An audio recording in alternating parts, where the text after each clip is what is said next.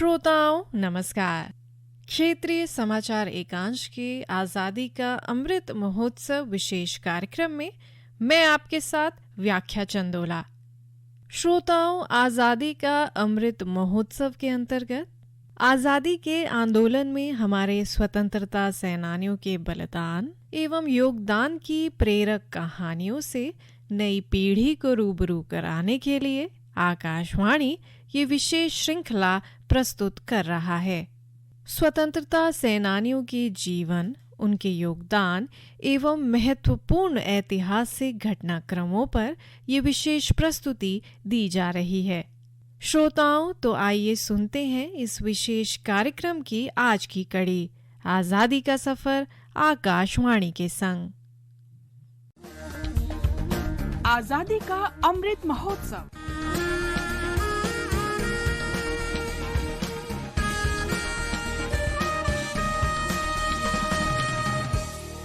आजादी का सफर आकाशवाणी समाचार के साथ एक राष्ट्र का उदय। भारत का गौरवशाली स्वतंत्रता संग्राम आधुनिक विश्व में घटित महानतम संघर्षों में से एक है। आकाशवाणी समाचार प्रत्येक दिन इस स्वतंत्रता आंदोलन की एक झलक आप तक पहुंचा रहा है।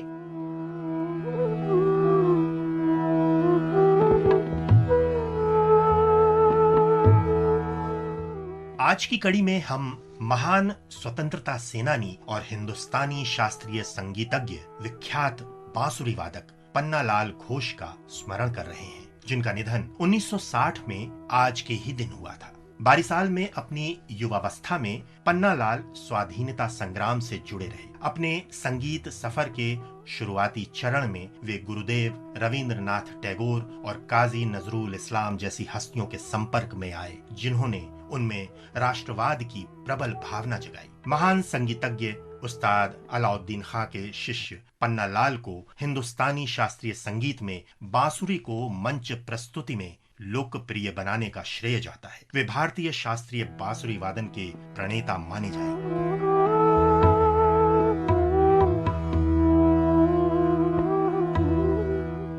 पन्नालाल का जन्म 24 जुलाई 1911 को 22 साल में हुआ था। पन्नालाल आरंभ से ही बहुत प्रतिभाशाली और लगनशील थे और विभिन्न स्रोतों से संगीत को आत्मसात करते थे।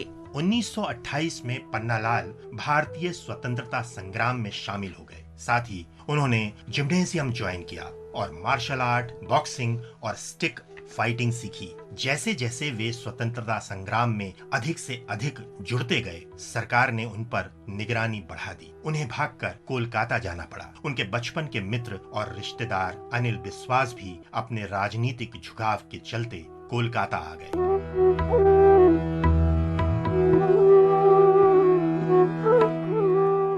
कोलकाता में पन्नालाल को अपना संगीत कौशल और निखारने का मौका मिला और उन्होंने कई संगीत प्रस्तुतियों में भी सहयोग किया। 1940 में अपने संगीत करियर को और विस्तार देने के लिए वे मुंबई आ गए। उन्होंने बॉम्बे टॉकीज फिल्म स्टूडियो में काम शुरू किया और कुछ लोकप्रिय फिल्मों में संगीत दिया।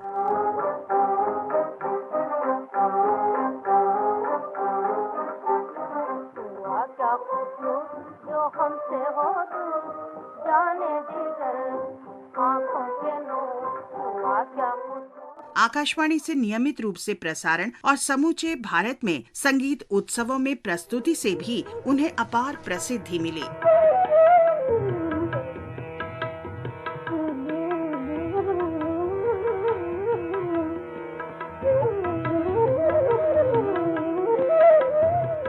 एक सच्चे देशभक्त के रूप में पन्नालाल घोष ने 1951 की राष्ट्रवादी फिल्म आंदोलन के लिए उद्वेलित कर देने वाली रचनाएं और बांसुरी की तान में पिरोया पार्श्व संगीत दिया। सुबह की पहली किरण तक जिंदगी मुश्किल में है। सुबह इस फिल्म में स्वतंत्रता संग्राम की वास्तविक फुटेज ली गई थी। फिल्म के कथानक में महात्मा गांधी, जवाहरलाल नेहरू और अन्य नेताओं के भाषण और बातचीत भी शामिल। आखिरी मंजिल में है सुबह की पन्नालाल घोष की संगीत विरासत आज भी उनके अनेक शिष्यों में देखी जा सकती है। इस महान राष्ट्रवादी और संगीत विभूति पन्नालाल घोष को हमारा सादर नमन।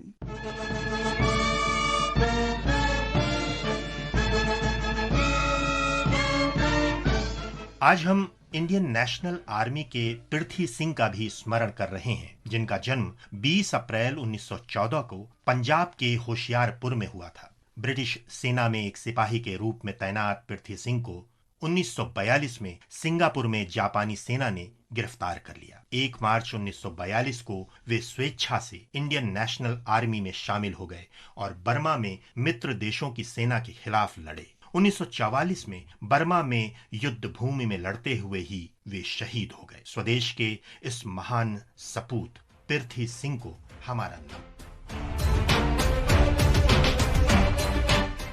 आज हम शहीद मंगरा भगत को भी श्रद्धांजलि अर्पित कर रहे हैं, जिन्होंने रांची में भारत छोड़ो आंदोलन में सक्रिय भाग लिया था। एक विरोध प्रदर्शन के दौरान उन्हें गिरफ्तार कर 15 सितंबर 1942 को पटना कैंप जेल में भेज दिया गया। कारागार में ही 20 अप्रैल 1943 को उनकी मृत्यु हो गई। महान देशभक्त मंगरा भगत को आकाशवाणी समाचार की ओर से शत शत नमन।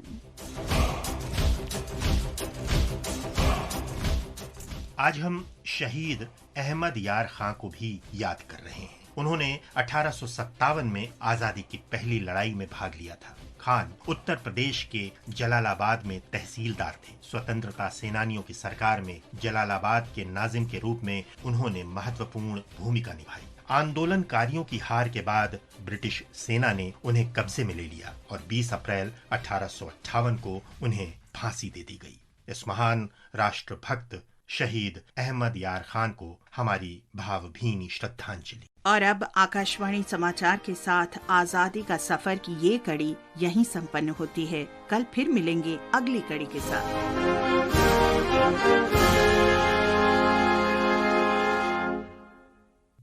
श्रोताओं, ये आप सुन रहे थे आजादी का अमृत महोत्सव के अंतर्गत विशेष कार्यक्रम। श्रोताओं, देश में जहां कोविड संक्रमण के मामले कई दिनों से निम्न स्तर पर थे, स्वास्थ्य मंत्रालय के आंकड़ों के मुताबिक अब देश में कोरोना का संक्रमण दर बढ़ रहा है।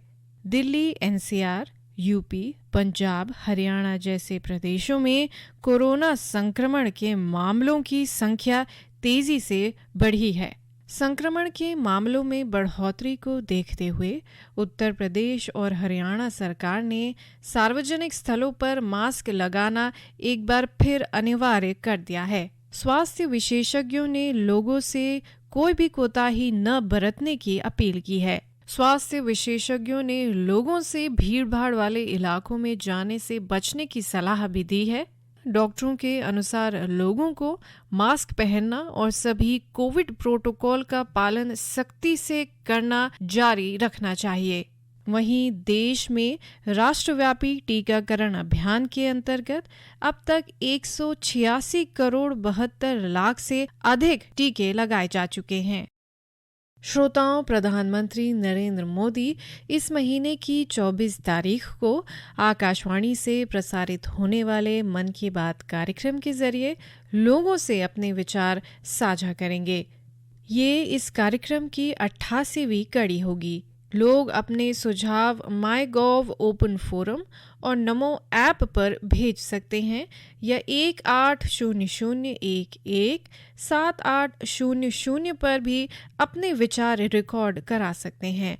फोन लाइनें 22 अप्रैल तक खुली रहेंगी। 1922 नंबर पर मिस्ड कॉल से मिलने वाले लिंक पर SMS के जरिए भी सीधे प्रधानमंत्री तक सुझाव भेजे जा सकते हैं।